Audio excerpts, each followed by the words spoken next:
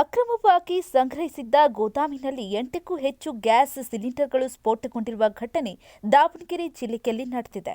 ದಾವಣಗೆರೆ ಜಿಲ್ಲೆಯ ಕಲ್ಪನಹಳ್ಳಿ ಗ್ರಾಮದ ದೊಗ್ಗಳ್ಳಿ ಶಿವಕುಮಾರ್ ಎಂಬುವವರ ಅಡಿಕೆ ತೋಟದಲ್ಲಿ ಗೋದಾಮಿನಲ್ಲಿ ಅನಿಲ್ ಎಂಬುವವರು ಅಕ್ರಮವಾಗಿ ಗ್ಯಾಸ್ ಸಿಲಿಂಡರ್ಗಳನ್ನು ಸಂಗ್ರಹಿಸಿಟ್ಟಿದ್ರು ಎಂಬ ಆರೋಪವಿದೆ. ಮಧ್ಯಾಹ್ನದ ವೇಳೆಯಲ್ಲಿ ಆಕಸ್ಮಿಕವಾಗಿ ಗೋದಾಮಿನಲ್ಲಿ ಬೆಂಕಿ ಕಾಣಿಸಿಕೊಂಡಿದ್ದು 8ಕ್ಕೂ ಹೆಚ್ಚು ಸಿಲಿಂಡರ್ಗಳು ಭೀಕರ ಶಬ್ದದೊಂದಿಗೆ ಸ್ಫೋಟಗೊಂಡಿವೆ. ಘಟನೆಯಿಂದ ಅನಿಲ್ ಹಾಗೂ ಗ್ಯಾಸ್ ಏಜೆನ್ಸಿಯ 2 ಸಿಬ್ಬಂದಿಗೆ ತೀವ್ರ ಸ್ವರೂಪದ ಸುಟ್ಟು ಗಾಯಗಳಾಗಿರುವಂತದ್ದು. ಗಾಯಾಳುಗಳನ್ನು ಆಸ್ಪತ್ರೆಗೆ ರವಾನಿಸಿ ಚಿಕಿತ್ಸೆ ನೀಡಲಾಗಿದೆ. ಘಟನೆಯ ಮಾಹಿತಿ ತಿಳಿದ ಕೂಡಲೇ ಅಗ್ನಿಶಾಮಕ ದಳದ ಸಿಬ್ಬಂದಿ ಸ್ಥಳಕ್ಕೆ ಆಗಮಿಸಿ ಬೆಂಕಿಯನ್ನ ನಂದಿಸಿದ್ದಾರೆ. ದಾವಣಗೆರೆಯ ಎಸ್ಪಿ ಎಚ್.ಟಿ. ಶೇಖರ್ ಘಟನಾ ಸ್ಥಳಕ್ಕೆ ಭೇಟಿ ನೀಡಿ ಪರಿಶೀಲನೆ ನಡೆಸಿದ್ದು, ದಾವಣಗೆರೆ ಗ್ರಾಮಾಂತರ ಪೊಲೀಸ್ ಠಾಣೆಯಲ್ಲಿ ಪ್ರಕರಣ ದಾಖಲಾಗಿದೆ.